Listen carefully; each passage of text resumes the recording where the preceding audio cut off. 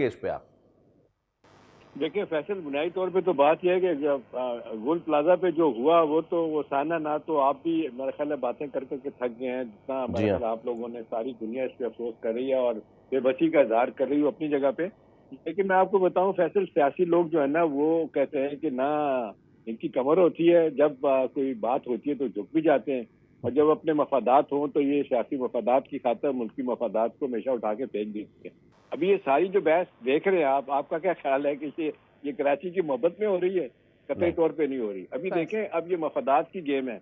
MQM आमतौर पे खड़ी होती है एस्टैब्लिशमेंट के साथ, पीएमएलक्यू हमेशा खड़ी होती है उनके साथ, और छोटी छोटी पार्टियां भी। और फिर एक स्टेज आती है कि फिर एमक्यूएम को इस्तेमाल किसी और तरफ किया जाता है। इस वक्त जो है ना, नए सूबों के हवाले से एमक्यूएम बड़ी साथ आई थी, सबको पता है कैसे सूबे बनेंगे, क्या होगा। भाई जी, मैं आपको बड़ी खबर दे दूं सूबों के हवाले से, जी। जो आज तक किसी के पास नहीं है।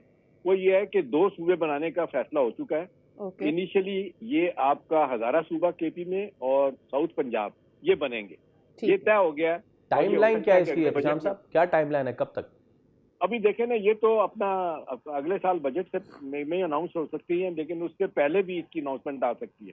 दो ओके। चीजें उन्होंने कहा, ये तो फौरी तौर पे करें ना, बाकी जो है ना वो आहिस्ता आहिस्ता करते रहेंगे। इसी तरह सुना है कि वो डिफेंस प्रोडक्शन मिनिस्ट्री को भी खत्म कर रहे हैं, और बड़े बड़े फैसले हैं, वो मैं सही। बाद में आपको बताऊंगा किसी वक्त। इस वक्त मैं एक बता सकता हूँ कि ये सियासी मरहला जहाँ चला गया ना, ये अब बड़ा फोकस हो गया है कि 18वीं तरमीम को रोल बैक नहीं करना, तो कम से कम उसमें सीधा सीधा तब्दीलियां लेके चीजें आनी है, करनी जिसमें ठीक। ये जो अपना क्या कहते हैं, नेशनल फाइनेंस कमीशन के हवाले से जो 57% शेयर सूबे ले जाते हैं, और आपको याद होगा, और 43%